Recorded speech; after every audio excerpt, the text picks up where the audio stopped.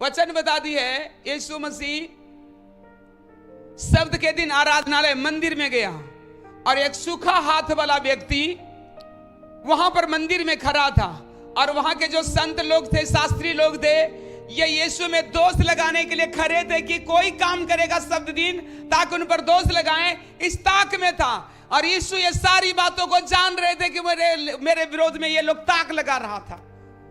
इसलिए यीशु खड़ा हुआ सबके बीच में और लोगों से चारों उंगली दिखाकर देख करके बोला कि शब्द के दिन भला करना उचित है या बुरा करना उचित है।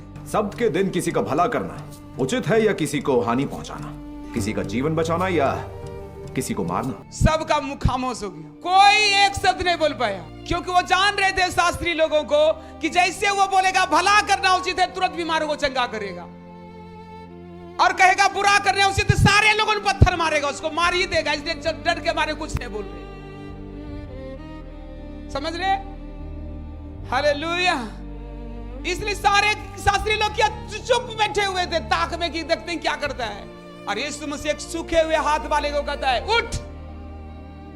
वो उठा और बोला सूखा हुआ हाथ है, सूखा हाथ ऐसे नहीं होता, ऐसे नहीं होता, ऐसे झूल रहा है, ऐसे सूख गया हाथ। पोलियो नहीं मारता है, सूख गया है, ऐसे झूल रहा है। और यीशु कहता है अपना हाथ बढ़ाओ। अब बताइए यीशु कह रहा है सूखे हाथ वाले को हाथ बढ़ाओ। अरे उसका हाथ बढ़ता तो कहिए नहीं बढ़ाता, समझ में आ रहा है? उसको हाथ तो सूखा है ना जी, तीसू क्यों कह रहा हाथ बढ़ाओ?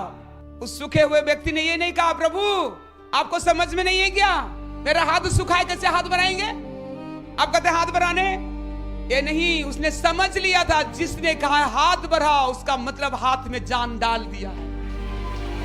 समझ में आ रहा है? उसने यीशु के कहने से हाथ बढ़ाने कैसे किया और हाथ ठीक हो गया। आमीन बोले।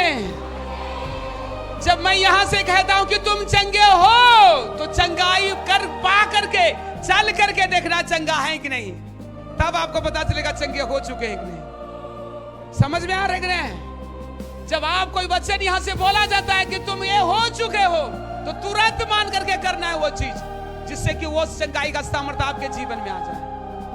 समझ जाए मैं क्या सिखा रहा हूं?